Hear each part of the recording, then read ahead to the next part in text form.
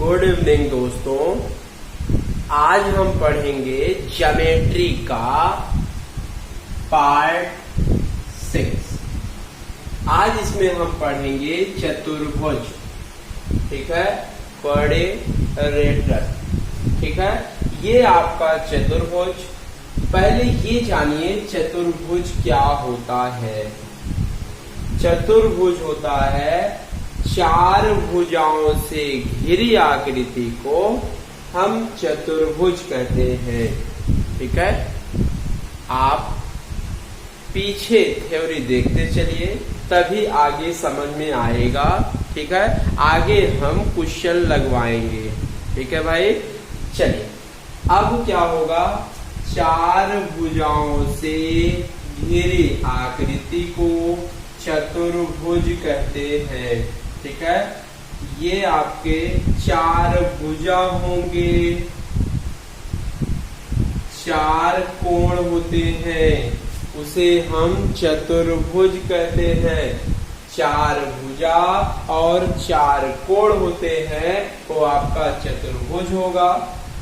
ठीक है, अब कोई भी चतुर्भुज होगा, अगर चतुर्भुज के मध्य बिंदुओं को मिलाने पर तो हमेशा क्या प्राप्त होगा?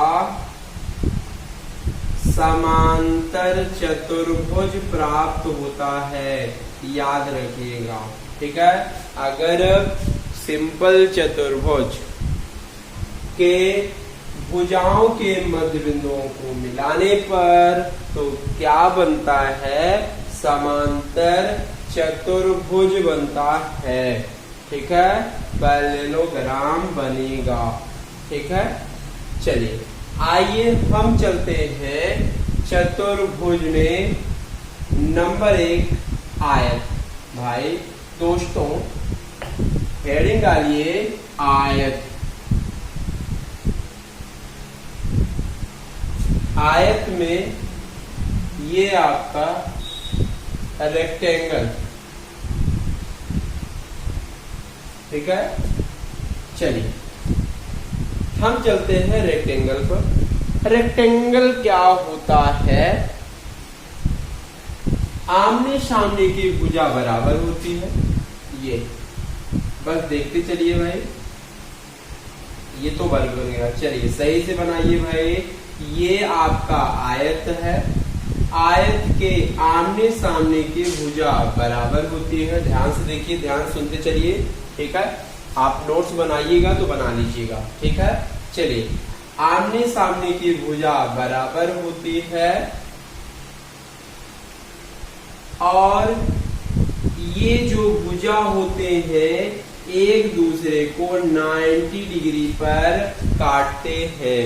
ठीक है, एक दूसरे को 90 डिग्री पर काटते हैं। ठीक है, अब जो ये विकर्ण होते हैं आमने सामने के कोणों को मिला देते हैं तो उसे हम विकर्ण बोलते हैं।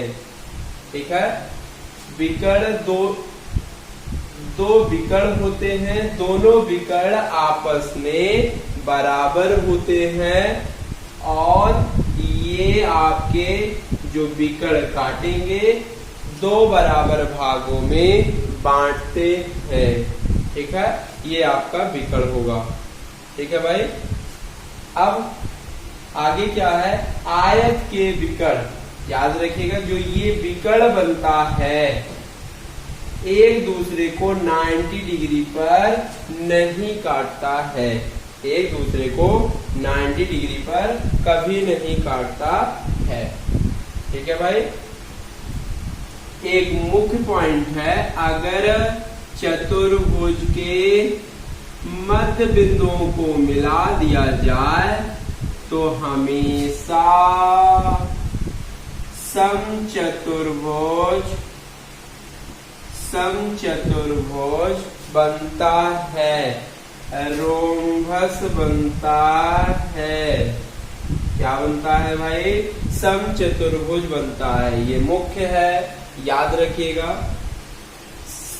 अगर आयत के मध्य बिंदुओं को मिला दिया जाए तो आपका समचतुर्भुज बनता है, रोम्बस बनता है।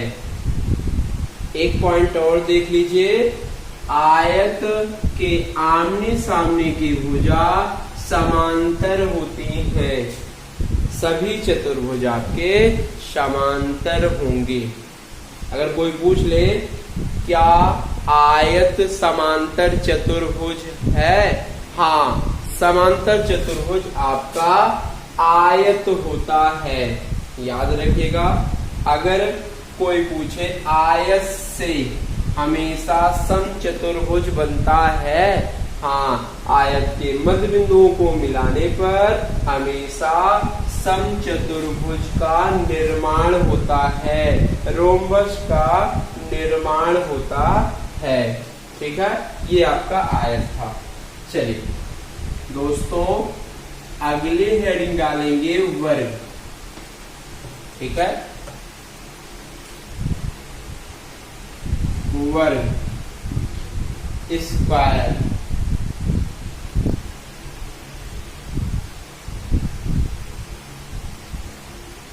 चलिए स्क्वायर पर आते हैं। स्क्वायर मतलब चारों भुजाएं आपके समान होंगे।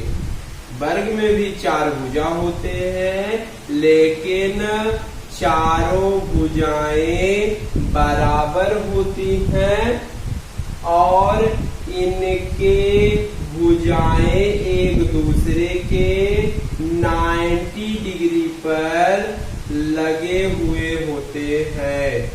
ठीक है, मतलब जो भुजा होंगे एक दूसरे को 90 डिग्री पर काटते हैं और सभी भुजाएं आपस में बराबर होते हैं। ठीक है भाई, बराबर होते हैं और चारों कोण भी क्या होंगे? बराबर होते हैं। ठीक है, अगर वर्ग को देखा जाए, ठीक है, वर्ग के विकर्ण को मिलाया जाए, वो भी विकर्ण आपस में बराबर होते हैं और एक दूसरे को 90 डिग्री पर समद्विभाजित करते हैं। मतलब आपका अगर ये विकर्ण होगा, विकर्ण को आपस में मिलाएंगे तो एक दूसरे को 90 डिग्री पर काटता है और इसको द्विभाजित करता है। द्विभाजित मतलब होता है विकर्ण को दो बराबर भागों में बांटता है।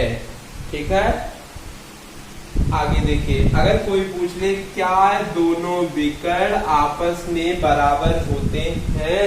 हाँ, वर्ग के दोनों विकर्ण आपस में बराबर होते हैं। ठीक, अब अगर पूछ लिया जाए अगर विकर्ण शीर्ष कोणों को क्या द्विभाजित करते हैं? हाँ, ये विकर्ण जो है शीर्ष कोण, ये शीर्ष कोण होता है, इसको द्विभाजित करते हैं, दो बराबर भागों में बांटते हैं। ठीक है, एक चीज और देख लीजिए, ये जो चारों त्रिभुज बनेंगे वो आपके सभी एक दूसरे के क्या होंगे? सर्वांशम त्रिभुज होंगे। ठीक है, क्या होंगे? जो चारों त्रिभुज बनेंगे आपके क्या होंगे? सर्वांशम होंगे। ठीक है, चलिए एक लास्ट पॉइंट है, अच्छा पॉइंट है। अगर चतुर्भुज के मध्य बिंदुओं को मिला दें तो हमेशा वर्ग बनता है, स्क्वायर बनता है। मतलब वर्ग से वर्ग बनता है। अभी इसके पहले बताया गया आयत से हमेशा समचतुर्भुज का निर्माण होता है। ये आपका पॉइंट है। आप नोट्स बनाना होगा तो बना लीजिएगा, ठीक है। पूरा समझाए हैं, अच्छे से पढ़िएगा, ठीक है भाई। चलिए अगला टॉपिक रहेगा इसमें समचतुर्भुज, ठीक है भाई। ये अगला टॉपिक रहेगा समचतुर्भुज रोम्बस,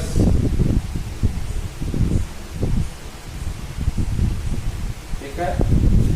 समचतुर्भुज मतलब रोम्बस होगा। रोम्बस में आइए समझाते हैं। रोम्बस समचतुर्भुज हमेशा वर्ग से बनता है। अगर कोई वर्ग है, वर्ग के अगर आमने सामने के कोनों को पकड़कर फैला दिया जाए तो हमेशा फिगर ऐसे ही बनता है। काजू वाली बर्फी देखे हैं, देखिए काजू वाली बर्फी बन गई, ना देखे हो तो देख ले भाई, ठीक। या पतंग, पतंग की तरह होता है रोम्बस, ठीक है। रोम्बस आपका चारों भुजाएं आपस में बराबर होती हैं, ठीक। अगर पूछ ले समचतुर्भुज क्या चारों भुजा बराबर होती हैं? हाँ, चारों भुजाएं बराबर होती हैं और आमने सामने की भुजा समानांतर होती हैं। जो आमने सामने की भुजा है वो दोनों एक दूसरे के समांतर होती हैं, ठीक है। एक चीज और देख लीजिए, दूसरा, जो आपके भुजाएं हैं एक दूसरे के 90 डिग्री पर नहीं काटते हैं, लेकिन वर्ग में क्या है, चारों भुजाएं आपके 90 डिग्री पर लगे होते हैं। समचतुर्भुज में ऐसा कभी नहीं होता है कि वो 90 डिग्री पर काटे। ये होता है भाई? नहीं होता है। याद रखिएगा दोस्तों, चारों भुजाएं समान होती हैं और इनके कोण 90 डिग्री कभी नहीं होते हैं, याद रखिएगा। एक चीज और देखिए, क्या पूछ ले, अगर ये जो विकर्ण है क्या विकर्ण आपस में बराबर होते हैं? विकर्ण आपस में बराबर नहीं होते हैं दोस्तों।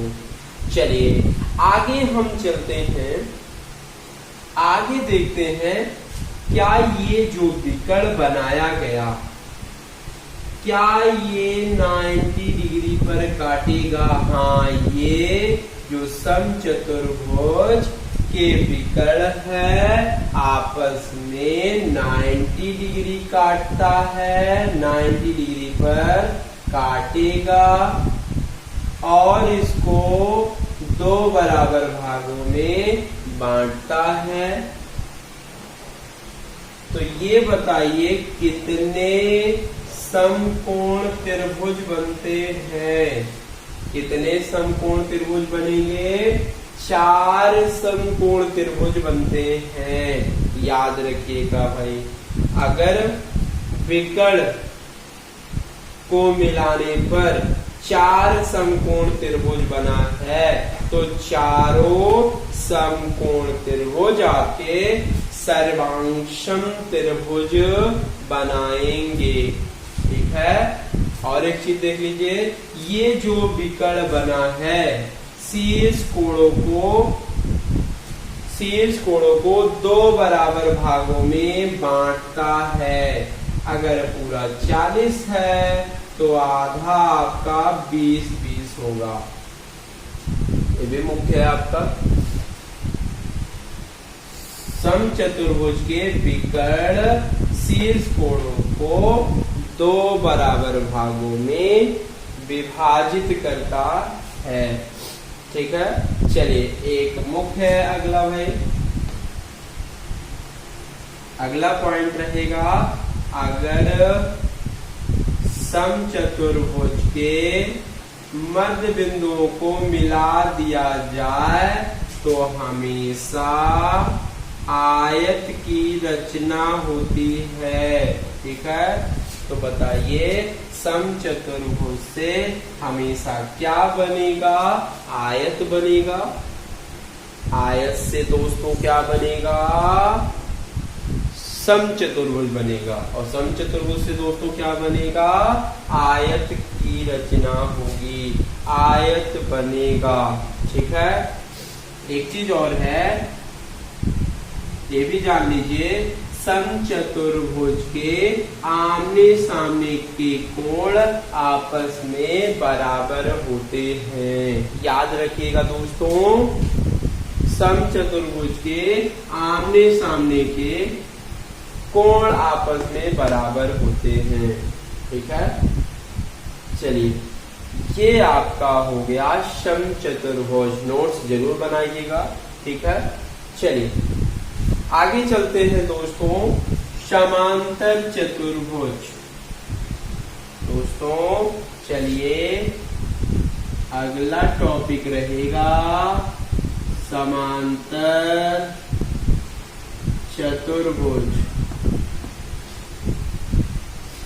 समांतर चतुर्भुज आपका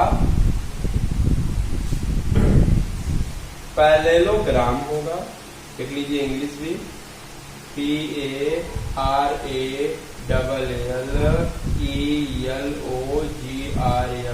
ठीक है, पैरेललोग्राम।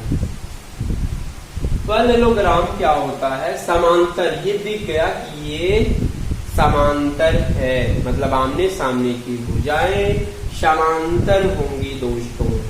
ठीक है, और समझते चलिए। वीडियो को लाइक करना ना भूले, याद रखिएगा, और चैनल को सब्सक्राइब करिए।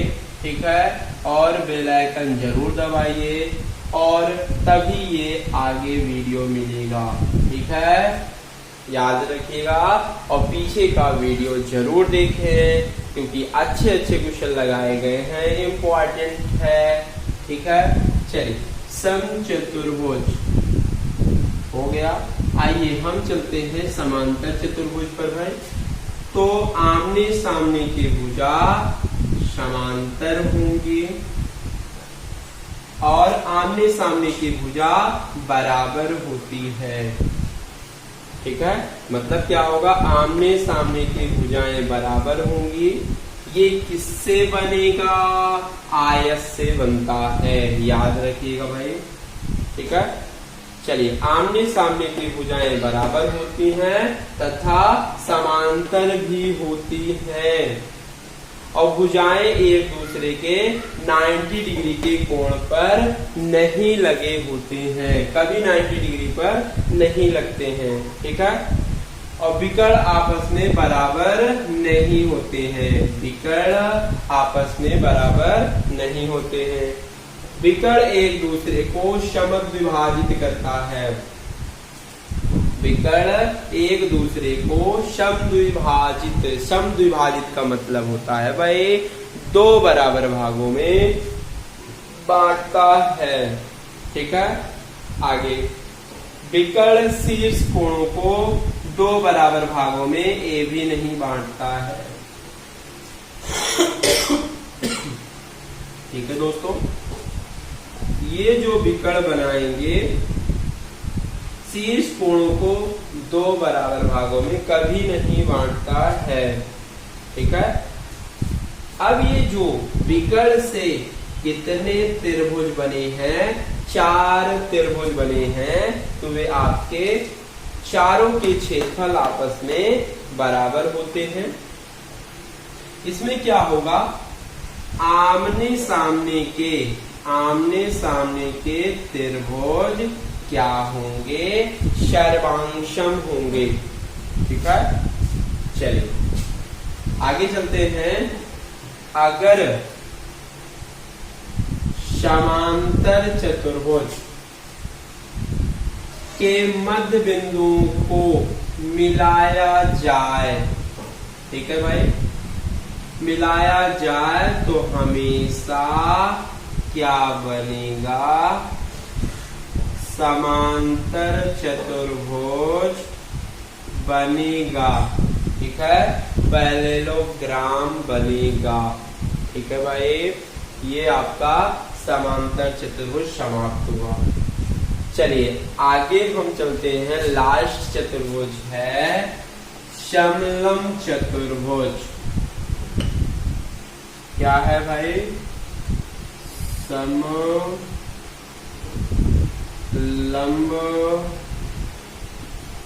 चतुर्भुज, ट्रैपेजियम,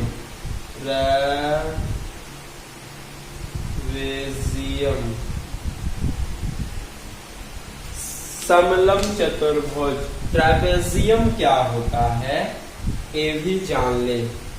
कुछ नहीं, बस एक लाइन देखेंगे। समलंब चतुर्भुज क्या होता है दोस्तों, ध्यान से देखिएगा।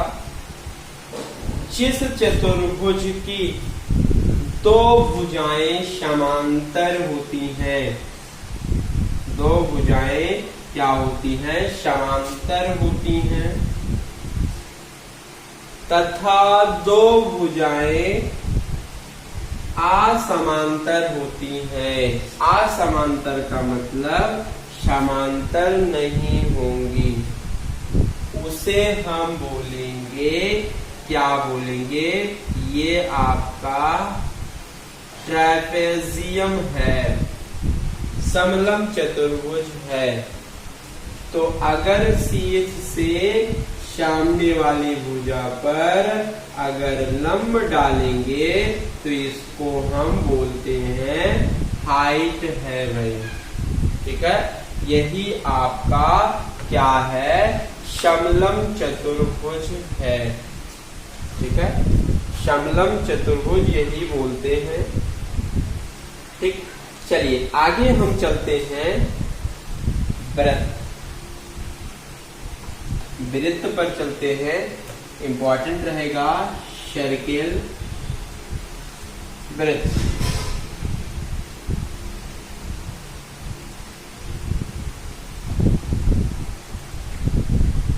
वृत्त आगे इंपॉर्टेंट है। पहले ये देखिए वृत्त क्या होता है। किसी समतल पर एक बिंदु से, किसी समतल पर एक बिंदु से समान दूरी पर स्थित सभी बिंदुओं को मिलाने पर प्राप्त आकृति को वृत्त कहते हैं। एक बार और समझिए, किसी समतल पर एक बिंदु से समान दूरी पर सभी बिंदुओं को मिलाने पर, सभी बिंदुओं को मिलाने पर प्राप्त आकृति को वृत्त कहते हैं। इसको हम बोलेंगे, ये क्या है? सेंटर होता है। ठीक है, इसको हम बोलते हैं, ये पूरा R होगा, रेडियस होगा, त्रिज्या होगा। ठीक है भाई, चलिए ये आपका वृत्त हो गया। अब वृत्त में आपकी परिधि, परिधि क्या होगा? ध्यान से देखिएगा भाई। परिधि, परिधि क्या होता है? जो आपका, याद रखिएगा, वृत्त का परिमाप ही, परिमाप वृत्त के परिधि कहलाती है। ठीक है, परिधि क्या होगा? वृत्त का परिमाप वृत्त की परिधि कहलाती है। ठीक है भाई, चलिए त्रिज्या क्या होती है? त्रिज्या आइए हम देखते हैं। त्रिज्या केंद्र से, ध्यान से देखिएगा, केंद्र, इसी को परिधि बोलते हैं। ये जो चारों तरफ चला जाता है इसको हम परिधि बोलते हैं। अगर केंद्र से परिधि तक मिला दें तो उसे हम क्या बोलेंगे? त्रिज्या बोलते हैं, रेडियस बोलते हैं। ठीक है, हमेशा त्रिज्या जो होता है व्यास का आधा होता है। जो त्रिज्या होगा व्यास का आधा होगा। अगर कोई पूछ ले व्यास क्या होता है भाई? त्रिज्या का 2 गुना होता है। ठीक है, व्यास जो होगा त्रिज्या का 2 गुना होगा दोस्तों। ठीक है, चलिए ये अगला देखेंगे जीवा कार्ड। ठीक है, ये आपका जीवा होगा, इसको बोलेंगे कॉर्ड। जीवा क्या होता है? एक वृत्त है, वृत्त के एक परिध से दूसरे परिध पर ले जाने पर जो लाइन मिलती है, जो रेखा मिलती है, उसको हम जीवा बोलते हैं। ठीक है, ए बी आपकी क्या है? जीवा होती है।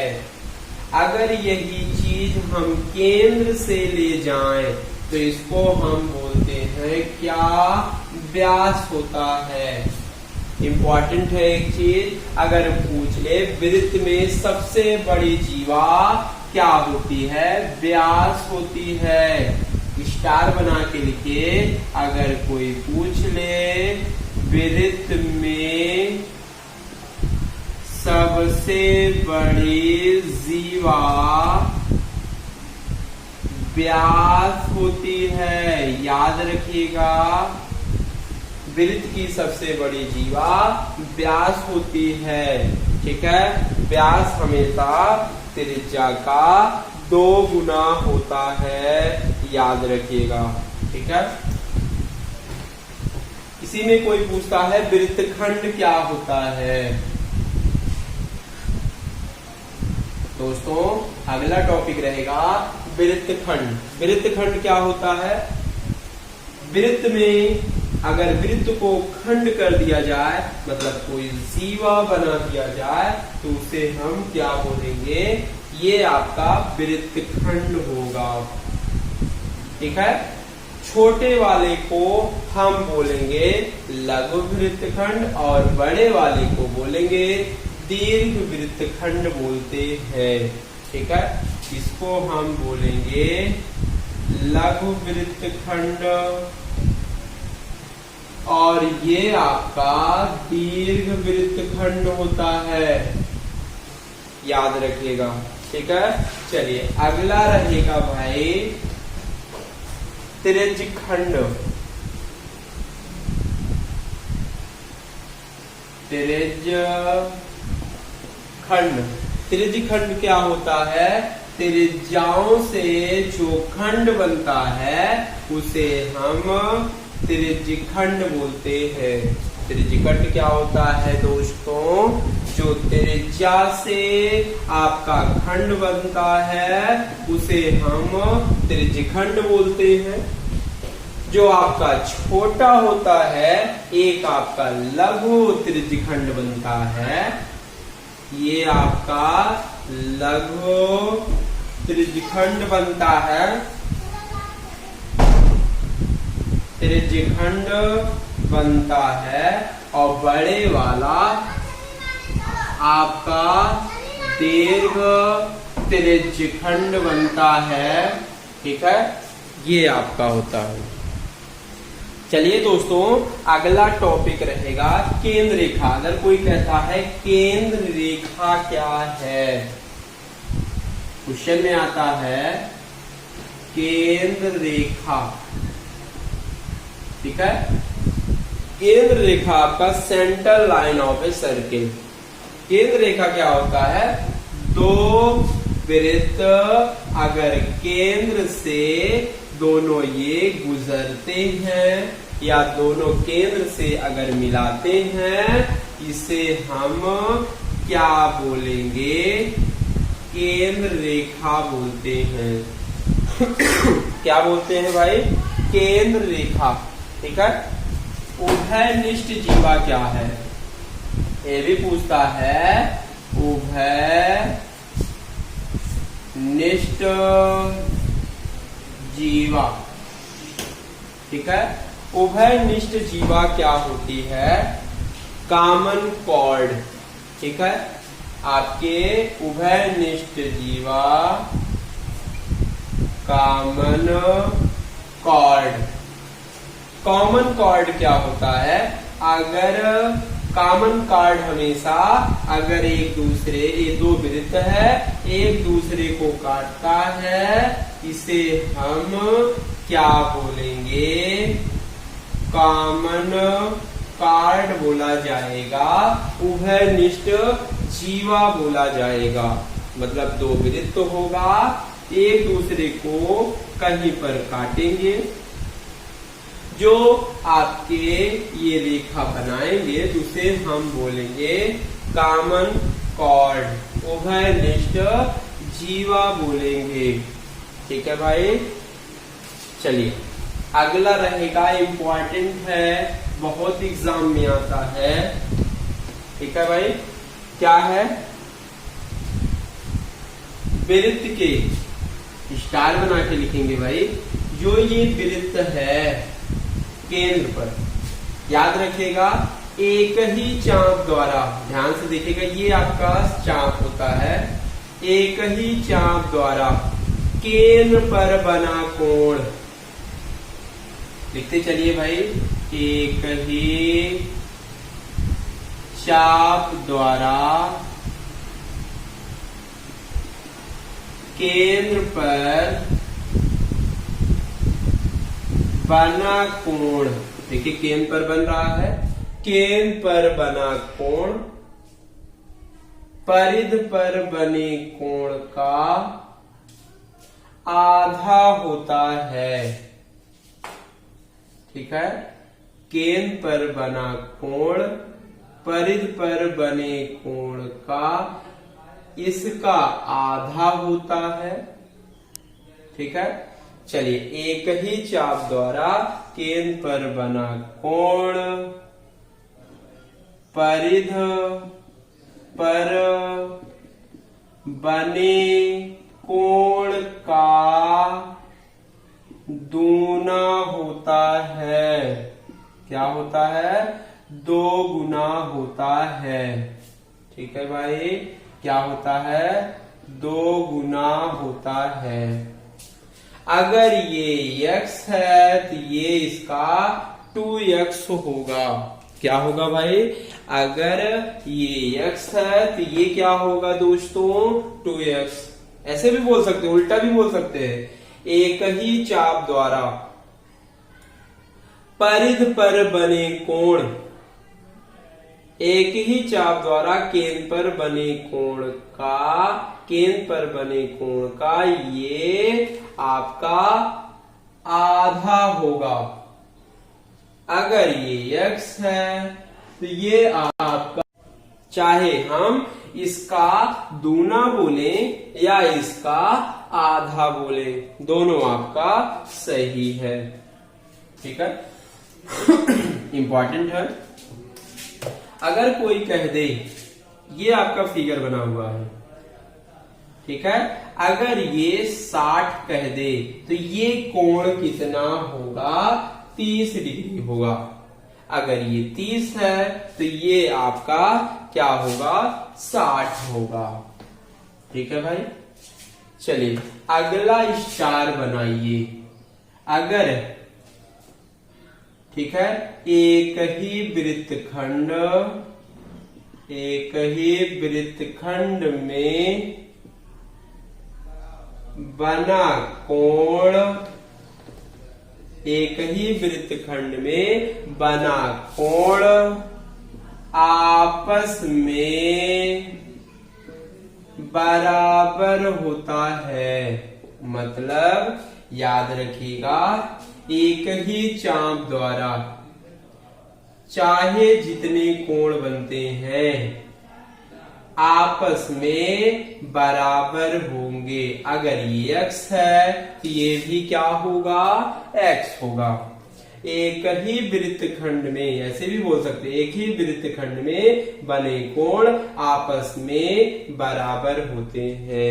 ये x है तो ये भी x, ये भी x, ये भी x। ठीक है, ये सभी कोण आपस में क्या होंगे? बराबर होंगे। ठीक, चलिए अगला स्टार रहेगा आपका। अगर कोई पूछ ले अर्धवृत्त में बना कोण क्या होता है? समकोण होता है। याद रखिएगा, अर्धवृत्त में बना कोण समकोण होता है। समकोण का मतलब है 90 डिग्री होता है। ठीक है, अर्धवृत्त में बना कोण क्या होता है भाई? समकोण होता है। अगर ये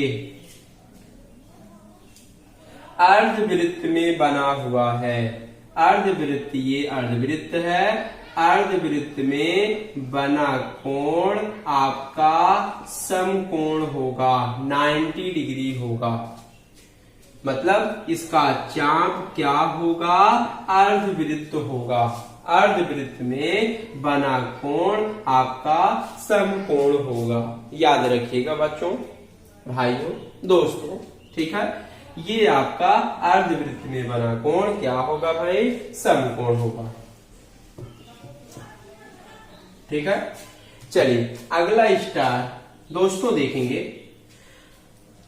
वृत्त के केंद्र से जीवा पर डाला गया लंब, लिखते चलिए, वृत्त के केंद्र से जीवा पर डाला गया लंब जीवा को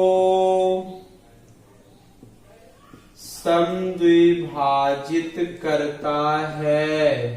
ठीक है, मतलब अगर कोई वृत्त है, केंद्र से जीवा पर डाला गया लंब, ये केंद्र है, अगर जीवा पर डाला गया लंब मतलब 90 डिग्री पर गिरता है, तो जीवा को 2 बराबर भागों में बांटता है। ठीक, केंद्र से जीवा पर डाला गया लंब जीवा को 2 बराबर भागों में बांटता है। ठीक है, याद रखिए क्वेश्चन कैसे इसमें पूछता है।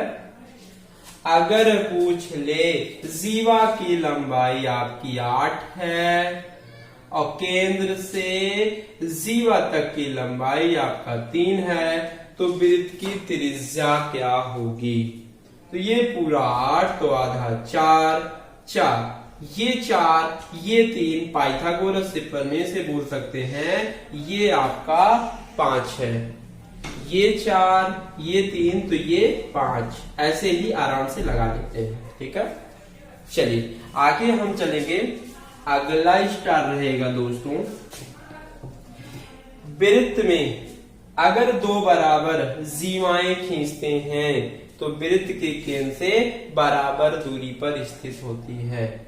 याद रखिएगा, अगर वृत्त की 2 बराबर जीवाएं खींचते हैं, हमेशा केंद्र से जीवा तक की लंबाई हमेशा क्या होती है? बराबर होती है।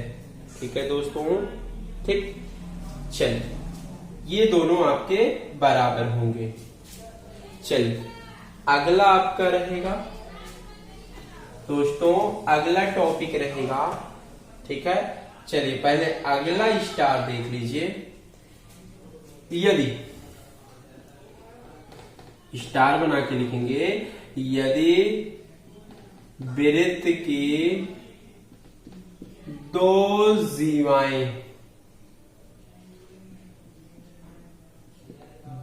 जीवाएं एक दूसरे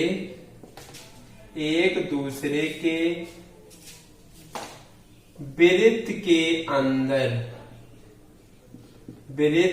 अंदर प्रतिच्छेद करे तो,